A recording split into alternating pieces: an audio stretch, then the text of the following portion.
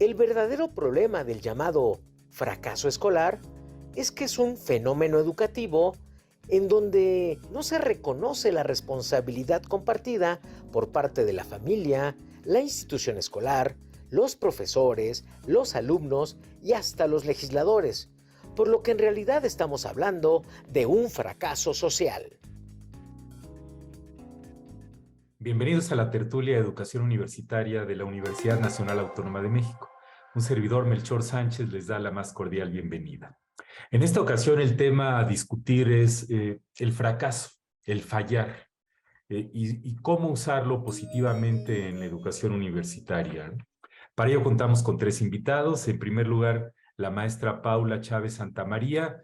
Ella es psicóloga, egresada del Sistema de Universidad Abierta por la Facultad de Psicología de la UNAM, maestra en Salud Pública por la Escuela de Salud Pública de México y candidata a doctora en Ciencias de la Salud del programa de posgrado en Ciencias Médicas, Odontológicas y de la Salud de la UNAM. Es profesora en licenciatura en Psicología y en el programa único de especialización en la misma especialidad, y actualmente funge como jefa del Departamento de Programación y Evaluación Académica de la División del Sistema de Universidad Abierta de Psicología. Bienvenida, Paula. Hola, muchas gracias por la invitación. Gracias a ti por acompañarnos. También nos acompaña la maestra Diana Natalia Lima Villeda. Ella es licenciada y maestra en Psicología, actualmente postulante a doctor en Psicología en el programa de doctorado en Psicología de la UNAM. Realizó una estancia doctoral en el Grupo de Investigación Didáctica en la Universidad de Sevilla, España, y se ha desempeñado como tutora de estudiantes con problemas de aprendizaje, entre otras varias líneas. Ha impartido clases en psicología en línea en el Sistema Universidad Abierta y Educación a Distancia de la UNAM. ¿Qué tal, Natalia? Hola, gracias. Bueno, Muy bien. Y por último, Noé Abraham González Nieto. Él es coordinador de la licenciatura en Pedagogía en el Sistema de Universidad Abierta en la Facultad de Filosofía y Letras de la UNAM. Es doctor en Innovación Educativa y maestro en Educación por el Tecnológico de Monterrey. Tiene una licenciatura en Pedagogía por la UNAM y en Ciencias de Comunicación por el Tecnológico de Monterrey. Bienvenido, Noé. Gracias, mucho gusto. Muy bien, pues la palabra fracaso tiene esta connotación terrible en la sociedad, ¿no? Cuando a alguien se le dice fracasado, perdedor, loser, fallaste, tiene una pesadísima connotación, pues, y el efecto en las personas. Les preguntaría, Paula, ¿qué significa fracasar en el ámbito educativo? ¿Cuáles son así como sus diferentes posibilidades y qué implicaciones tiene para la educación superior? Bueno, por un lado creo que a lo mejor podemos pensar en una definición formal ya establecida como de fracaso escolar, ¿no? Que tendrá que ver con tal vez algunos indicadores como el rezago, la deserción, ¿no? Las suspensiones que de pronto se pueden presentar. Pero también en algún sentido, ahorita que escuchaba la pregunta y desde el nombre de este espacio, yo pensaba de pronto y con experiencia tanto como estudiante como docente, qué tanto, cómo se significa el fracaso, ¿no? Tal vez de una manera como más operativa en los espacios en los que nos encontramos. Y específicamente, por ejemplo, pensando en SUA, del Sistema Universidad Abierta, y en esta población, ¿no? Que es un grupo completamente heterogéneo. Algo que tal vez he encontrado con la socialización, con sobre todo el estudiantado, es un tanto que el fracaso se significa como el no alcanzar ciertos objetivos que se proponen y que muchos de ellos además están evidentemente marcados por los planes curriculares, ¿no? No tanto el avance curricular. Pero además de eh, este aspecto, de pronto pareciera también que el cuántas veces pasa, ¿no? Influye. O sea, por ejemplo, en repetidas ocasiones, tal vez un semestre, dos, ¿no? Y entonces ahí se va como significando, se va vivenciando de una manera que puede marcar eh, al estudiante los propósitos que tiene, sus planes, un tanto su proyecto de vida, y que sí puede llevar un tanto a la frustración y a, entonces, en ese sentido, abandonar, ¿no? Esta meta o este propósito que tiene al ingresar en este espacio. Y, Muy bien. evidentemente implicaciones, pues, ¿no? Habrá en diferentes esferas, pensando docentes, estudiantes, institución, ¿no? Muy bien, Paula. Bueno, seguiremos profundizando en el siguiente bloque. Por lo pronto, Natalia, algo que quisieras agregar.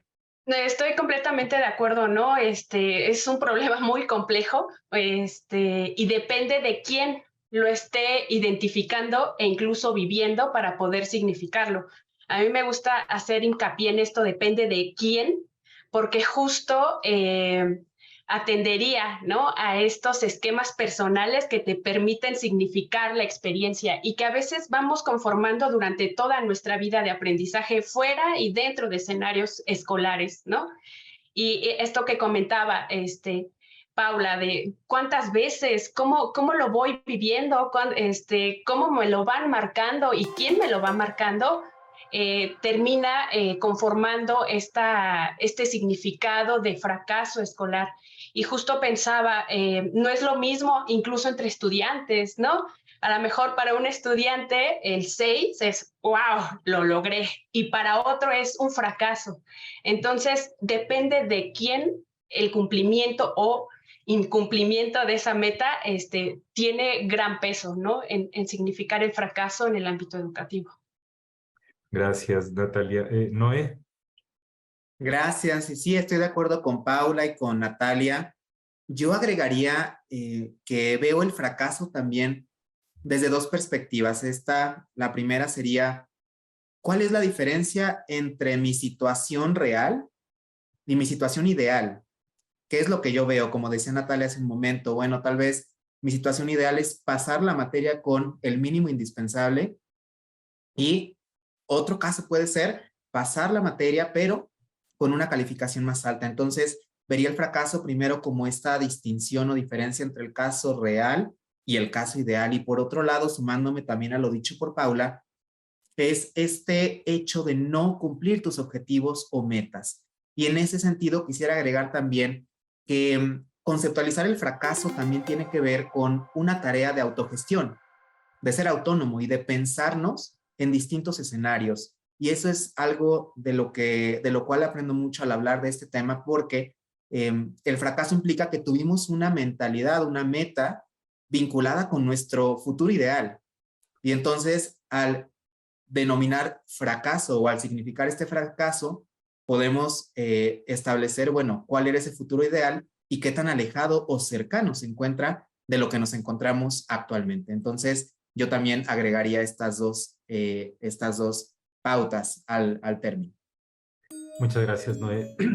Sí, efectivamente, la palabra fracaso, como ya comentaron, tiene una gran cantidad de efectos, ¿no? Pero tiene este componente estigmatizador. Por ejemplo, presenté el examen de ingreso a la universidad y no me quedé, entonces por lo tanto fracasé.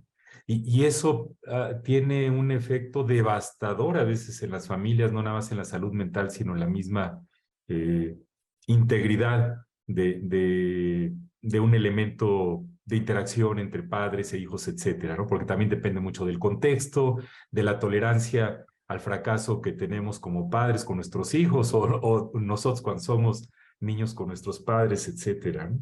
Y la necesidad caray, de hablar de esto, porque si les pides que levanten la mano quienes han fracasado, no, nos cuesta trabajo levantarla, ¿eh? Y como todo lo medimos con éxito, llegar a la meta, el sacar la medalla de oro, forma parte pues ahora sí que de la cultura de nuestra especie. Paula, ¿algún comentario sobre eh, cómo podríamos humanizar más el hablar del fracaso y sacarlo de las cosas que no hablamos y ser abiertos? Porque cada vez que en reuniones educativas digo, platicamos de nuestros fracasos y analicemos por qué fracasamos para poder aprender de los mismos, la gente tiende a no querer hablar de sus fracasos. Creo que justo una estrategia es empezar a hablarlo, ¿no? O sea, empezar a socializarlo. Tal vez eso ayuda un tanto a empatizar, porque ahorita que mencionabas este punto de, a ver, levante la mano quien ha fracasado, ¿no? Entonces de pronto puedes encontrarte con los demás y decir, ah, no, por ahí también voy yo y a lo mejor, pues, además de que no soy el único, puedo aprender de esta socialización, ¿no? Puedo resignificar, no sé si así tal cual, pero sí un poco como darle otro sentido un tanto a la experiencia que tengo y también a todo lo que traemos también detrás, ¿no? Un tanto, pues no sé, pensado en lo que vamos adquiriendo, ¿no? En nuestro aprendizaje, por ejemplo, ¿no? Pensaría en... Muy bien. Gracias, Paula. Pues en esa misma línea, Natalia, ¿alguna reflexión? Pienso que esto de ser empáticos, ¿no? Que no, para humanizarlo, lo he vivido y lo pueden vivir otros, ¿no? ¿Y qué aprendemos de esa situación donde erré, donde fracasé? ¿Qué aprendemos y cómo lo llevo a otra situación? Que me permite incluso ese error, vivir el error, analizarlo de tal forma que puedo hacer con ese conocimiento hacer algo distinto en próximas ocasiones. Creo que tener este enfoque un poco como de empatía, de resiliencia, donde se puede mejorar en próximas ocasiones, a lo mejor ya esta ya no, aunque sí es posible, ¿no? Aunque pueda ser posible que en esta sí, que en las siguientes se hace cosas distintas, ¿no? Que puedes aprender de ahí y que aunque es como un resultado de un proceso de evaluación, casi siempre el fracaso, pensar también, ¿no? Los procesos de evaluación como oportunidades de aprendizaje, como oportunidades de crecimiento, de desenvolvimiento. Creo que de alguna forma eso nos podría ayudar a vivirlo de manera distinta. Gracias, Natalia. Pues, ¿Noé, algún sobre este mismo punto para cerrar el bloque? Claro que sí, concuerdo con Paula, Natalia, el hecho de que el fracaso es una experiencia completamente subjetiva. Y quisiera resumir esta intervención en 3 puntos. El primero tiene que ver en cómo humanizar el proceso educativo. Darnos cuenta que si bien somos estudiantes, somos profesores o gestores de distintas áreas educativas, al final del día somos seres humanos también.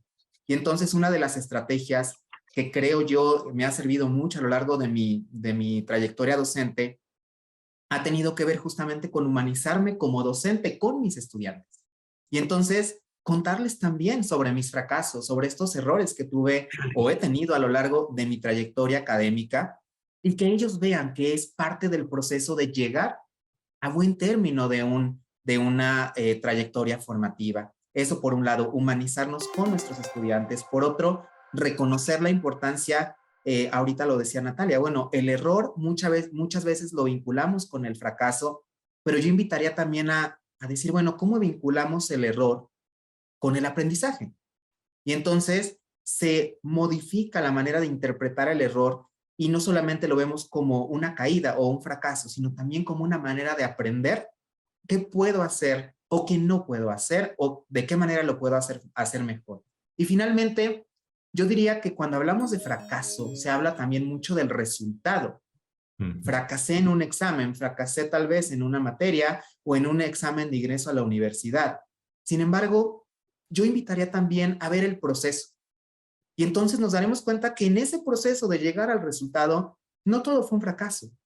Aprendí tal vez a gestionar habilidades de estudio, a buscar otros recursos y entonces también es parte de que nosotros como docentes, como especialistas en educación, invitemos a nuestros estudiantes a ver el proceso y no solamente un elemento como el resultado.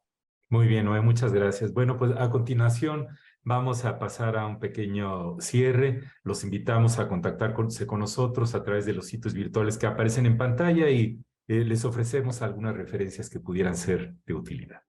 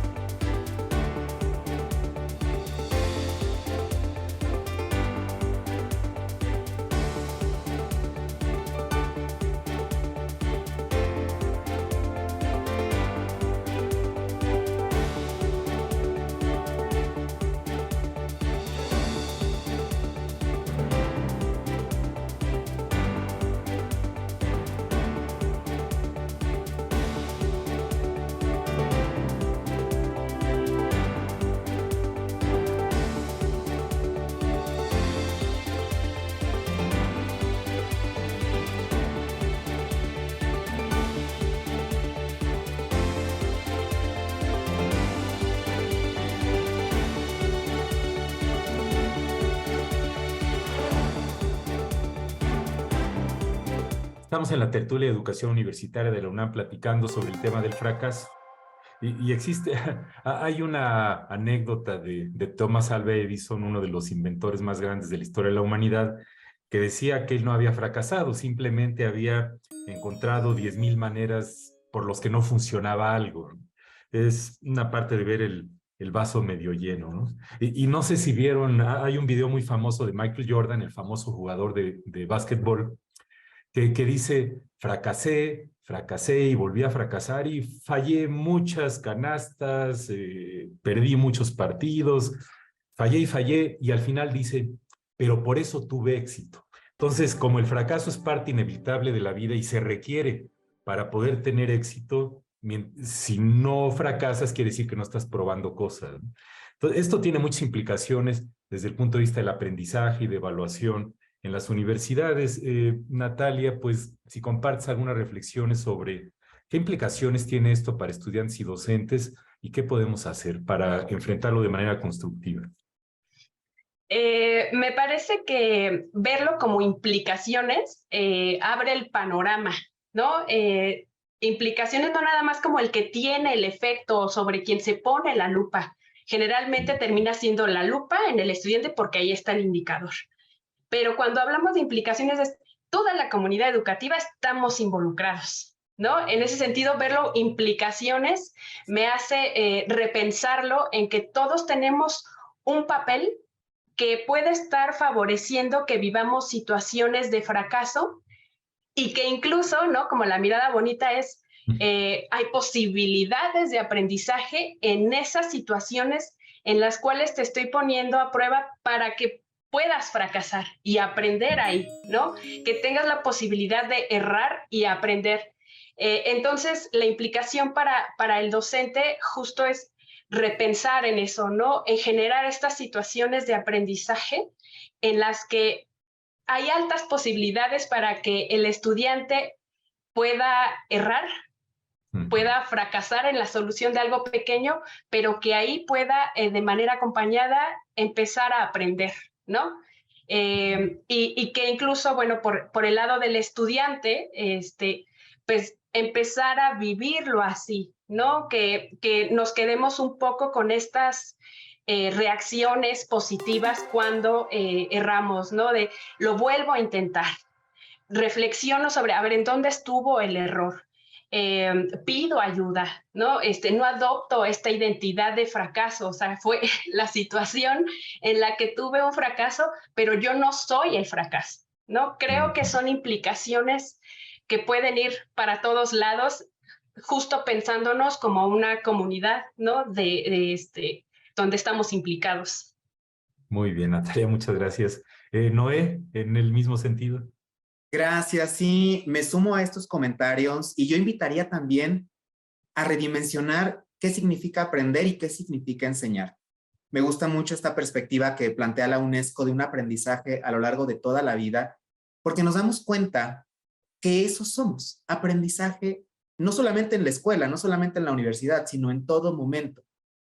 Y entonces, redimensionando este sentido de aprender y enseñar, nos damos cuenta que estamos en la universidad justamente para eso, para errar, para equivocarnos, para que por medio de estos escenarios donde tenemos distintas condiciones podamos empezar a adquirir las competencias, habilidades, conocimientos que nos lleven a un mejor futuro. Y entonces yo invitaría a que tanto docentes como estudiantes redimensionaran esto.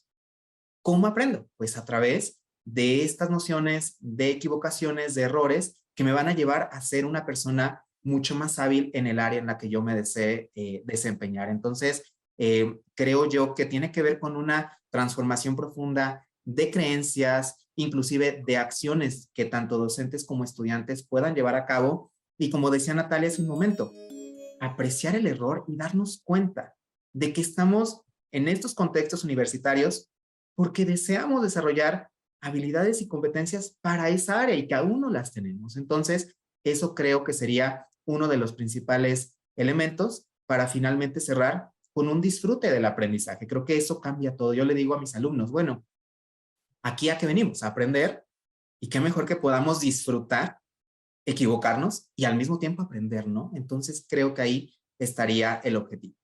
Gracias, Noé. Paula. Pues estoy completamente de acuerdo y creo que lo que, como complementando un poquito, pero ya se mencionó, es pensarlo como eso, como un proceso.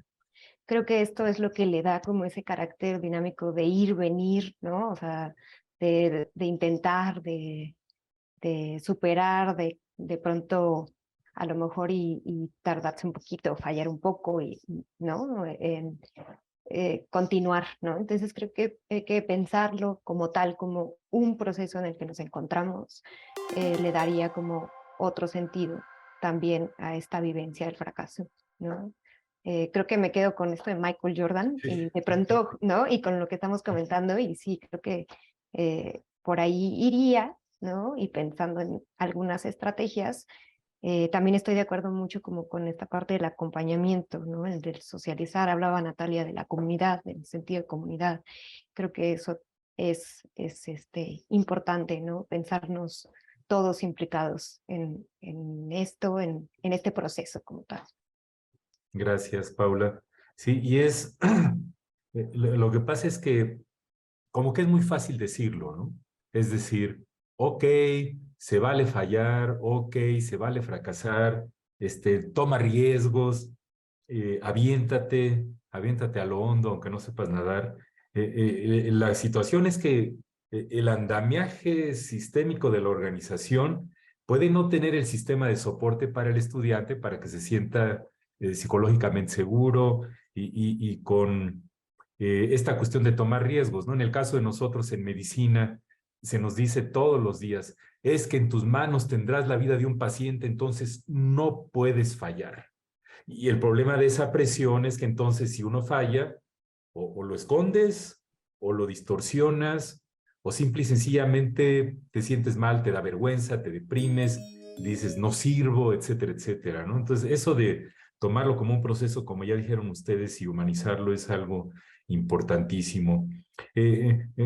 Natalia, he visto algunas taxonomías, clasificaciones del fracaso y maneras de clasificarlo, porque existe mucha investigación del tema también en diversas disciplinas, incluyendo la psicología, la sociología, la antropología, y puede ser orientado a buscar cosas innovadoras nuevas, porque la única manera de encontrar algo original, como le pasó a Thomas Edison, es probar, probar, probar hasta que encuentras algo que no existía, o para descubrir, como en un experimento, en las ciencias, el método científico implica experimentar y los experimentos no siempre salen. El problema es que en las revistas científicas publicamos habitualmente solo los éxitos y el montón de experimentos fallidos que hicieron en el laboratorio antes de lograr el éxito, esos se quedan guardados en las libretas de los investigadores. Entonces, y claro, perdón, y me falta el tercero, que es la serendipia, ¿no? Porque podemos fracasar también por mala suerte a pesar de haber hecho todo bien, lo mejor posible con nuestro mejor esfuerzo. Pues, Natalia, ¿alguna percepción sobre estas diferentes maneras del fracaso y su importancia para el avance de la ciencia? ¿Cómo ves? Yo creo que también considerarlo como, otra vez, ¿no? El conocimiento se va construyendo, ¿no? Que incluso lo podemos vivir, ¿no? Cuando nuestra hipótesis nula se aprueba, decimos, no encontramos, no, ahí también se encuentra algo, ¿no? ¿Qué significa que nuestra hipótesis que sale de la revisión, que sale de nuestra teoría, resulta que cuando se prueba sale aceptada, ¿no? Entonces, pues no hay diferencias. Me parece que también ahí hay algo, ¿no? No es, y justo ahí, ¿no? Se va construyendo el conocimiento.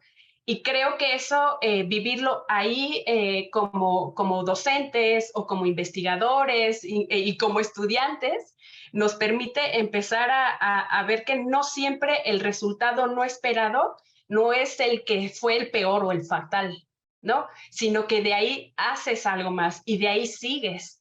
Y que a lo mejor faltaba como una mirada distinta o incluso el resultado que no es el apoyado, ¿no? Así es, Natalia. Pues, Noé, nos queda un minuto del bloque. ¿Algún comentario sobre este mismo punto? Sí, muy rápido. Creo yo que también el hecho de reconocer cómo se ha construido la ciencia, las distintas disciplinas, nos lleva a la necesidad de llevar a nuestros alumnos también a las áreas donde nosotros nos encontramos, de enseñarles cómo colaboramos, cómo hacemos investigación y decirles, mira, nosotros también nos equivocamos y aprendemos de ese proceso. Entonces, creo yo que en un sentido de comunidad, de esta cultura de la participación, podemos generar esa confianza y creo que es imprescindible construirla en comunidad con nuestros estudiantes. Muchas gracias, Noé. Sí, efectivamente es todo un contexto y en las universidades, aunque en el discurso digamos una cosa, en los hechos son bastante competitivas, ¿no? En el proceso de admisión, para obtener becas, para tener buenos promedios, para que te den la palomita de excelente desempeño, en fin, al final del día, todo eso hace que, recuerdo alguna vez un compañero decía, caray, fracasé, saqué el segundo lugar del salón, caray, pues el segundo lugar, al contrario, no es ningún fracaso, ¿no?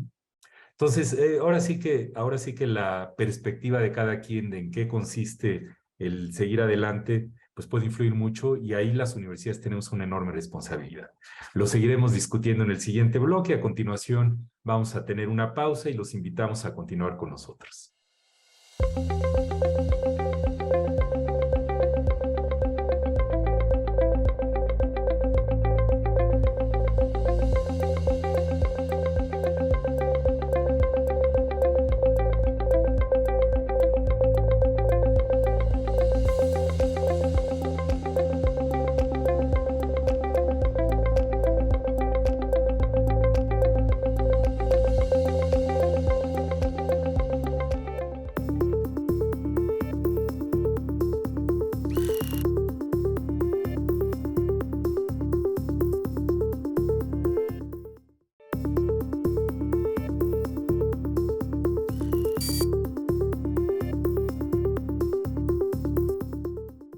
Estamos en la tertulia de educación universitaria de la UNAM platicando sobre el tema del fracaso y sus implicaciones educativas para las universidades. Es un hecho que aprendemos mejor cuando fracasamos. Parte de la vida es que las lecciones más fuertes generan aprendizajes extraordinariamente profundos, más que estar siempre teniendo experiencias como muy light, muy ligeras, y aparentemente estar triunfando en todo momento, ¿no? Entonces, parte del enfrentar los retos, la incertidumbre a lo desconocido, nos ayuda a crecer como personas, ¿no?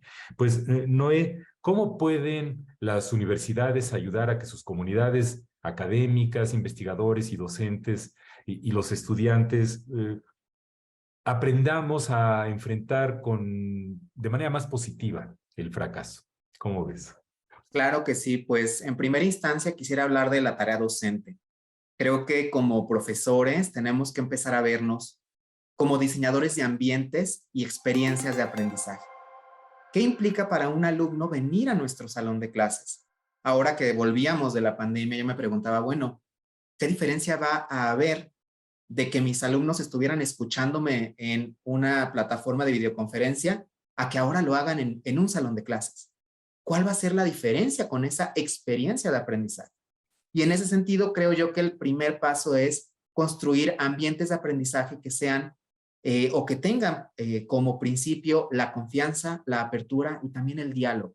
Diálogo para equivocarnos, para intentar, para proponer y que eso mismo sea el incentivo para que el estudiante construya su propio aprendizaje.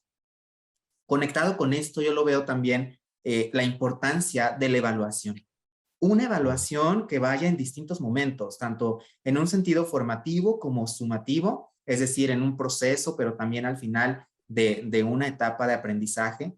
Y conectado con esto, bueno, ¿cómo retroalimento y cómo le doy a mi estudiante estos elementos para que pueda mejorar? A veces tenemos un ambiente de aprendizaje muy consciente, lo tenemos muy claro, pero llega el momento de la evaluación y tal vez el estudiante no tiene la información suficiente para saber por dónde o inclusive qué es lo que puede hacer mejor o diferente. Entonces, creo yo que este sentido de confianza, apertura y diálogo deben estar presentes durante todo el proceso formativo y también en la evaluación, siendo esta no solamente en un sentido punitivo y de castigo, sino bueno, ¿qué podemos aprender y cómo podemos motivar al estudiante a que haga esto. Creo que si esto lo lográramos de mejor manera articulando ambientes, experiencias y evaluaciones significativas, cambiaría mucho de lo que hacemos en la universidad. Gracias, Noé. Paula. Coincido con Noé y pensando o como siguiendo un poco la idea de la evaluación también un tanto desde los docentes, ¿no? Habría que estar como muy sensibles a los resultados que se obtienen para ver si también hay que replantear el camino, ¿no? O si de pronto hay que generar ciertas estrategias, si estamos detectando que el estudiantado, ¿no? Ya sea de manera individual o grupal, están presentando como ciertas dificultades en el mismo proceso. Y también pues proveer de estos espacios, ¿no? Un tanto para poder hablar respecto de el fracaso, respecto de los errores o respecto de las fallas, de una manera que pueda también un tanto retroalimentar, ¿no? Tanto a los estudiantes como a los profesores, los docentes e incluso a las autoridades, ¿no? Para seguir generando más estrategias. Gracias, Paula. Natalia. Yo coincido plenamente, ¿no? Con lo que comenta Paula, Noé. Justo en esto que dicen del proceso de evaluación y la comunicación, me parece que sea más transparente para todos, ¿no? En términos desde lo institucional, pienso como, ¿qué significa 6? ¿Apruebo o repruebo? ¿O cuál es la nota aprobatoria o cuál no? ¿Qué implica en mi historial? ¿Qué implica en mi promedio? ¿No? Como realmente que sea información accesible al estudiante y dentro del aula que sea transparente. ¿Cuáles son los criterios de desempeño con los cuales yo tendría que cumplir? ¿No? Es tenerlos presentes y en ese sentido generar procesos también donde el estudiante pueda estar realmente activo, ¿no? No nada más que pueda comprender qué significa una rúbrica y cuáles son estos criterios y qué significan los niveles de desempeño. O sea, como realmente hacer accesible esta información de la evaluación al comunicarlo, al dialogarlo, al generar diferentes tipos de estrategias, como comentaba Paula, para que realmente podamos orientar nuestros esfuerzos hacia allá, ¿no? Por último, y también un reconocimiento del docente, así como yo como docente sé que en el aprendizaje de mis estudiantes están todos los aspectos socioafectivos, también los aspectos socioafectivos que yo tengo al momento de enseñar, pues están implicados, ¿no? Al momento de evaluar. Entonces es un reconocimiento, cuando decía empático, del otro y míos y que están ahí, ¿no? En esta situación de enseñanza, de aprendizaje y de evaluación. Muy bien, Natalia, muchas gracias. Es que recuerdo alguna vez un estudiante que reprobó, es decir, falló en aprobar un curso. Me acuerdo que me dijo, es que si usted me reprueba, se está reprobando usted mismo porque entonces usted fracasó como profesor. Claro, ya se imaginarán el estudiante sus argumentos y además era una persona que había plagiado en su trabajo final y todas estas cosas, pues no me quitó mucho el sueño el fracasar como docente reprobando a un estudiante que no merecía acreditar el curso, por poner un ejemplo. Entonces, estos balances de cómo manejar el fracaso y que ya comentaron ustedes de la evaluación formativa, longitudinal, no punitiva, no agresiva, al contrario, para ir detectando retrasos en el aprendizaje o en el desarrollo de un estudiante y tratar de ayudarlo, porque los que necesitan menos ayuda es a los que les dedicamos más tiempo, porque es muy cómodo estar con los estudiantes que tienen pues, una serie de atributos que los hacen más congruentes con nuestra percepción de lo que debe ser un buen estudiante. Existe variaciones en la tolerancia al fracaso dependiendo del área disciplinaria de la profesión. Como dije hace rato, soy médico y si yo fracaso en poner un tubo en la tráquea, en la vía aérea de un paciente para recuperarlo de su problema respiratorio y no lo hago bien y fracaso, ahí puedo hacer que el paciente no sobreviva.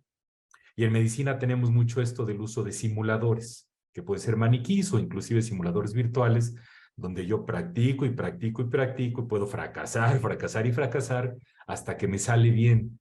Entonces, comento esto y Noé, te pediría algún comentario de ¿qué opinas de la percepción del fracaso dependiendo del área del conocimiento, ¿no? Es decir, no es lo mismo, reitero, el quitar el riñón equivocado en un trasplante a no redactar adecuadamente una frase de una poesía en una tarea de alguna carrera de letras. ¿Cómo ves? Así es, y concuerdo con esto, creo que distintas disciplinas tienen niveles inclusive de tolerancia a la frustración que pueden llegar a ser un poco menores o mayores dependiendo de esta área.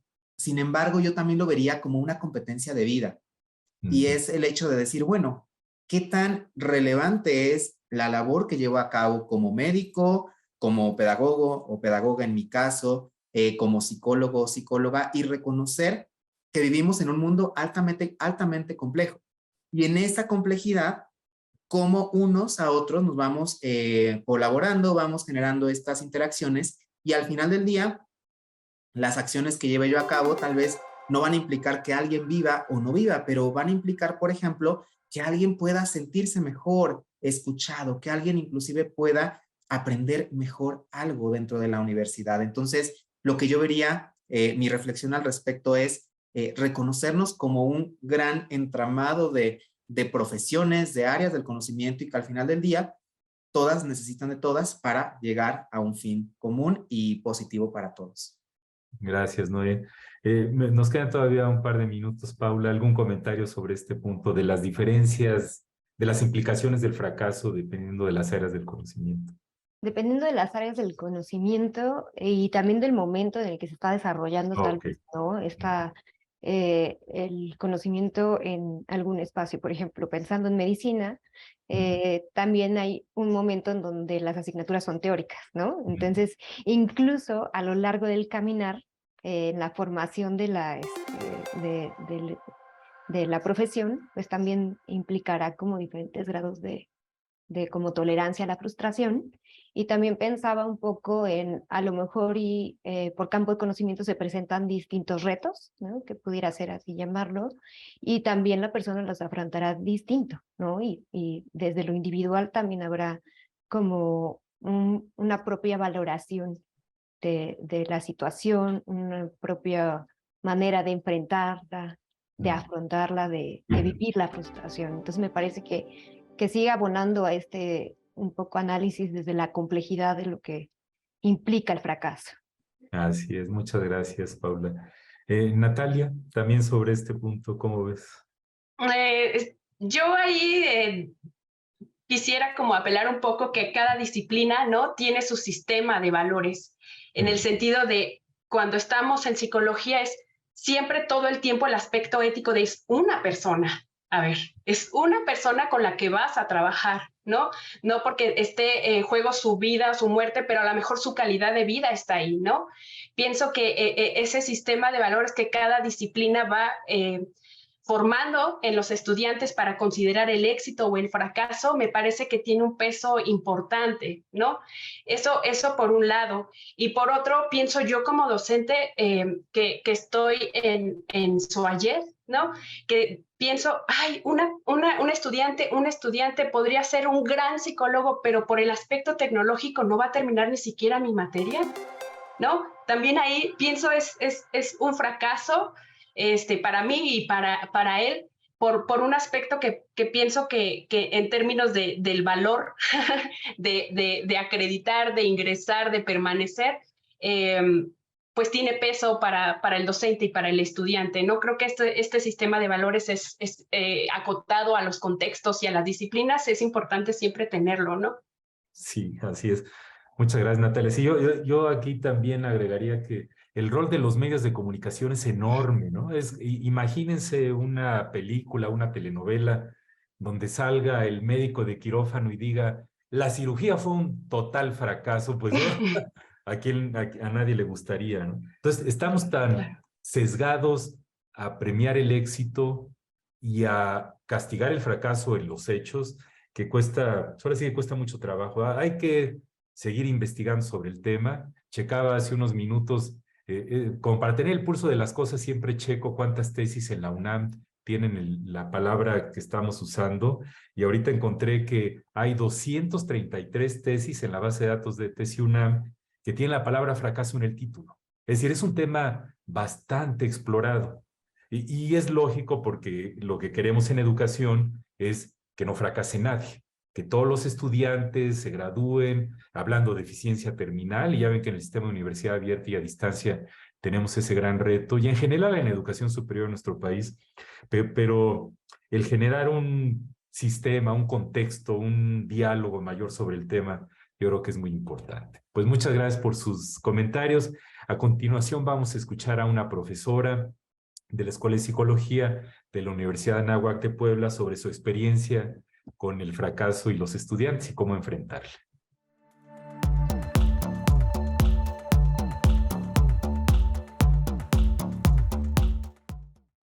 En mi experiencia, lo que ayuda a que un estudiante pueda superar y aprovechar el fracaso son sus estrategias de regulación emocional y también sus estrategias autorregulatorias en general, ¿no?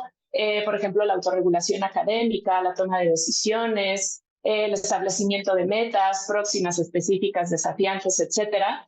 Estas habilidades socioemocionales que los estudiantes van desarrollando a lo largo de la vida, tanto de manera informal como de manera formal dentro de las aulas, es lo que les permite, al final de cuentas, superar y aprovechar el fracaso. ¿Qué es lo que yo he observado que pasa? Cuando un estudiante en educación superior se enfrenta a un fracaso, pues puede elegir dos caminos, ¿no? Uno es presenciar el fracaso y sentirse derrotado, sentirse abatido, y pasar a lo siguiente, ¿no? Que es algo que, por ejemplo, cuando somos más jóvenes en educación solemos hacer, ¿no? Cuando vemos la calificación en el examen o en la tarea, pues si sacamos 6 o 5, reprobamos, etcétera, pues lo arrugamos y lo tiramos a la basura, ¿no? En educación superior sería recomendable que los estudiantes se vuelvan más reflexivos respecto a qué fue lo que los llevó a obtener ese resultado.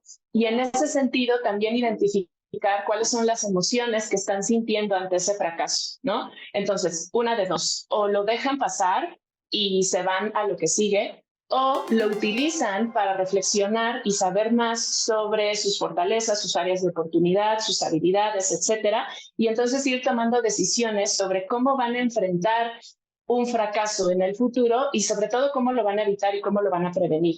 Creo que ese ciclo podría ser también enseñado de manera formal en las clases, ¿no? Yo como parte de mis asignaturas retomo mucho el fracaso como oportunidad de aprendizaje. Sé que suena como un cliché, pero no lo es tanto así. Ya ahora lo utilizamos como en términos de sentido común, pero la literatura eso es lo que nos dice, ¿no? Tenemos estrategias de regulación emocional para interpretar los fracasos como pequeños pasos hacia el éxito, por ejemplo.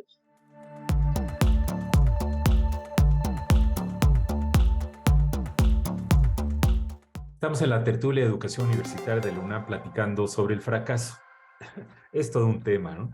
El hecho es que el fracaso es parte inevitable de la vida. El fracaso productivo es indispensable para aprender, para avanzar, para descubrir, para crear cosas, y debemos de aprender a utilizarlo, a vivirlo de una manera más constructiva, más positiva. Pues Paula, algunos mensajes finales, reflexiones que quieras compartir. Pues después de esta charla tan enriquecedora, me parece que podría quedarme como con 3 ideas, ¿no? Una, el comprender la complejidad de este tema, ¿no? Y un tanto el comprenderla también implica el identificar quién o qué figuras pueden intervenir, ¿no? En el caso de las instituciones, pues el estudiante, docente, autoridades, ¿no? Un tanto. Y más. También pensar en estos espacios para hablarlo. Hace un momento dijiste fracaso productivo, ¿no? Entonces hablarlo, nombrarlo distinto, hablar del error, hablar de retos, ¿no? Para que a partir de la socialización entonces se signifique distinto a lo largo del caminar, ¿no? Y el pensar al aprendizaje como un proceso, ¿no? Me parece que eso es lo que me queda. Muy bien, Paula, muchas gracias. Natalia, ¿algunas reflexiones sobre el tema? Sí, que como muchos temas sociales, educativos, son súper complejos, ¿no? Y en ese sentido, cuando pensamos en implicados, una práctica distinta en el aula para que puedan realmente impactar y que no se quede en el discurso, que a veces tenemos mucho en educación, un discurso muy bonito, pero en la práctica no se corresponde. Entonces, creo que generar como todos estos procesos de abajo para arriba y de arriba para abajo, donde todos estamos implicados, ayudaría muchísimo más, ¿no? Y por supuesto, aprender escuchando del otro. Gracias, Natalia. Noé, algunas reflexiones sobre todo lo que hemos dicho. Claro que sí, con gusto. Me sumo a este concepto mencionado por Paula y Natalia de lo complejo del asunto, de lo complejo del tema. Invitar también a quienes nos escuchan, quienes hoy reflexionan sobre esto, a seguir contribuyendo desde sus propias áreas. Creo que nosotros tenemos una perspectiva que viene desde la parte académica, universitaria, pero también cómo lo piensan el fracaso los estudiantes, cómo lo piensan el fracaso la sociedad en general, y entonces a partir de ahí empezar a generar este debate y este conjunto de ideas. Sumando a esto, no solamente hay complejidad en el concepto como tal, sino también en el mundo como lo vivimos actualmente. Y algo que a mí me guía en estos procesos de ver al fracaso y también de ver mi tarea docente es pensar en cuál es el objetivo de todo lo que hago. Kemis y McTaggart, dos autores en educación, dicen que la educación tiene un doble propósito y es ayudar a las personas a vivir bien en un mundo en el que valga la pena vivir. Y a mí esta frase me ha permitido replantear lo que hago en términos de éxito y fracaso, en términos de proceso, en términos de nuestra labor como educadores y aprendices.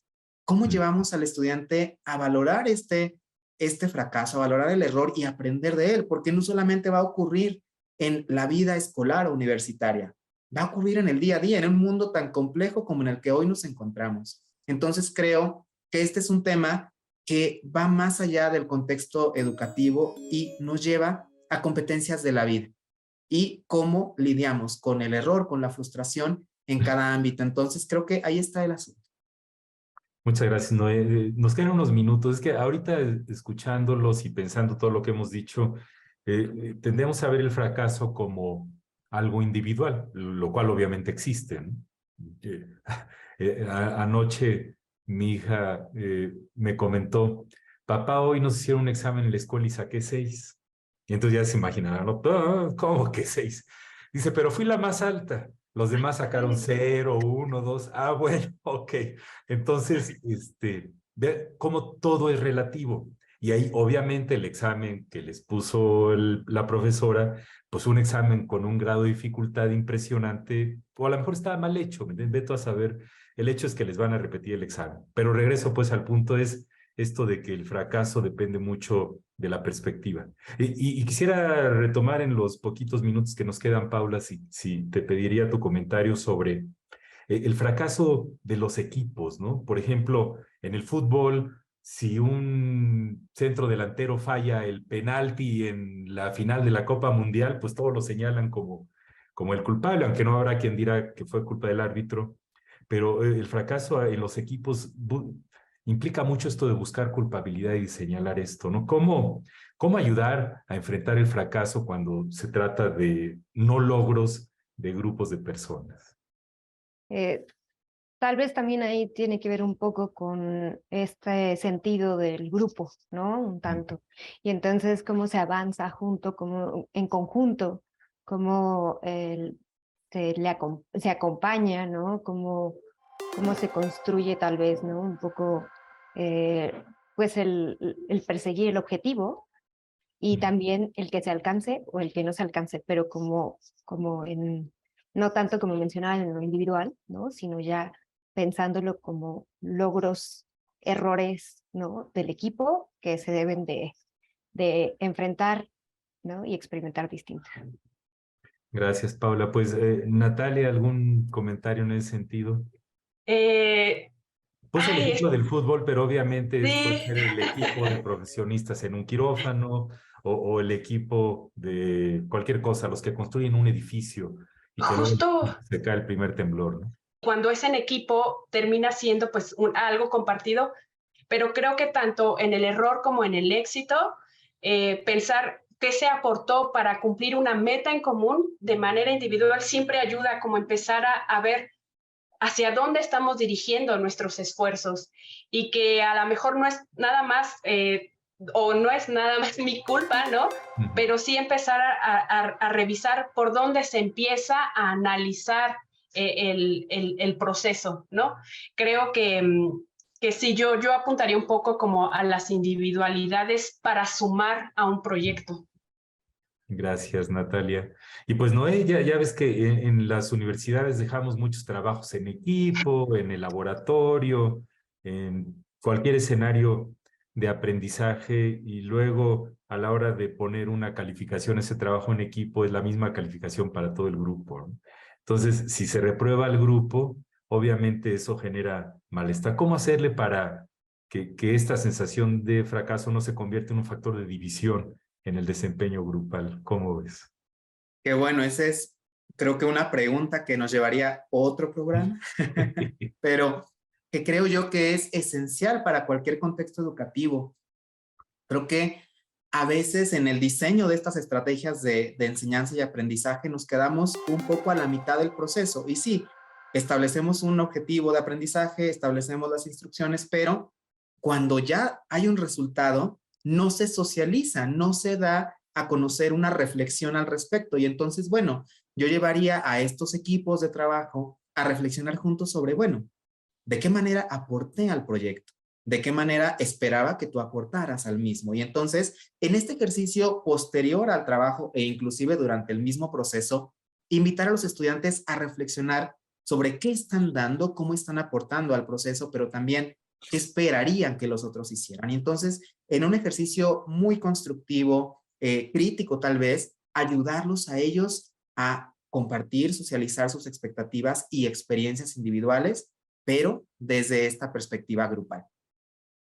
Muchas gracias, Noé. Sí, efectivamente es un tema muy complejo, fascinante. Ojalá tuviéramos más actividades de formación docente con los profesores para ayudarnos a nosotros mismos a enfrentar el fracaso, porque habitualmente las personas que en todos los caminares, en todos los caminos de la vida, pero específicamente en la vida académica, tendemos a pensarnos como, aunque no lo digamos, una punta del iceberg de la población, que somos extraordinariamente privilegiados y que estamos acostumbrados a triunfar y a tener éxito y a ir ascendiendo y ganando posiciones y teniendo éxito, ¿no? Y como el fracaso es el lado oscuro o la otra cara de la moneda del éxito, tendemos a yo no quiero saber nada del fracaso, yo puros éxitos. Y como ya comentaron todos ustedes, esto debemos de abrirlo, ¿no? Pues con esto llegamos al final del programa. Les agradezco muchísimo, Paula. Paula, muchas gracias que nos acompañaste el día de hoy. No, al contrario, muchas gracias por la invitación a este espacio de tertulia. Gracias. Y pues Natalia, igualmente, te agradezco mucho. Gracias por la reflexión y por la invitación. Gracias. Muy bien. Y Noé, por último también, muchísimas gracias. Lo mismo, ha sido un placer escucharles y aprender con ustedes. Así es, pues ahora sí que todos aprendemos de todos, ¿no? Y esperemos que este programa no sea un fracaso. Quisiera terminar con una cita de Joanne Rowling, más conocida como J.K. Rowling, la autora de estos libros famosísimos de Harry Potter, que hace unos años dio el discurso de graduación en la Universidad de Harvard y casi todo el discurso lo dedicó a hablar del fracaso. Búsquenlo en Google, está el video en YouTube, es hermoso el discurso, además que es muy entretenido, muy divertido. Y en ese discurso ella dijo, es imposible vivir sin fallar en algo, a menos que vivas con tanta precaución, con tanto exceso de prudencia, que para el fin y al cabo, pues es como si no hubieras vivido, en cuyo caso fracasas por defecto. Muchísimas gracias por su participación y nos estaremos viendo en una siguiente tertulia.